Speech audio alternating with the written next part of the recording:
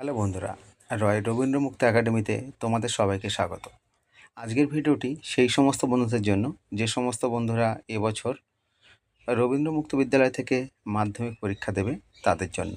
আজকের বিষয় থাকবে ইতিহাস।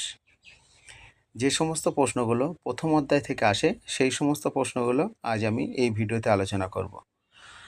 একটু তোমরা লক্ষ্য রাখবে বন্ধুরা, এর আগে আমি প্রথম অধ্যায়ের উপরে আরও 3খানা ভিডিও দিয়েছি। টোটাল এইটা নিয়ে 4খানা ভিডিও আমি দিলাম প্রথম অধ্যায়ের উপরে যে সমস্ত প্রশ্নগুলো আসে কমনযোগ্য সেটা নিয়ে। তাই তোমরা গুরুত্ব সহকারে ভিডিওটি দেখবে এবং অন্যকে শেয়ার করে দেবে, এবং ভিডিওটি যদি ভালো লেগে থাকে অবশ্যই লাইক করবে।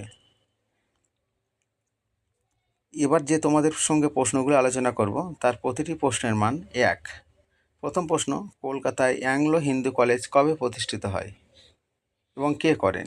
উত্তর হচ্ছে রাজা রামমোহন রায়। পরের প্রশ্ন, কলকাতা মেডিকেল কলেজ প্রতিষ্ঠিত হয়েছিল কবে? 1835 খ্রিস্টাব্দে। পরের প্রশ্ন, আত্মীয় সভা প্রতিষ্ঠিত করেন কে?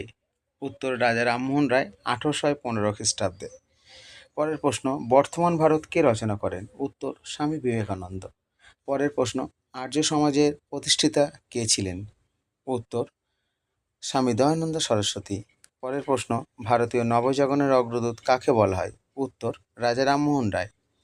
পরের প্রশ্ন, ডিরোজিওর অনুগামীদের কি বলা হতো? উত্তর নব্যবঙ্গ। পরের প্রশ্ন, রামকৃষ্ণ মিশন কবে প্রতিষ্ঠিত হয় এবং কে করেন? উত্তর স্বামী বিবেকানন্দ। প্রতিটি প্রশ্নের মান 5। প্রথম প্রশ্ন, সমাজ সংস্কার আন্দোলনে রাজা রামমোহন রায়ের ভূমিকা।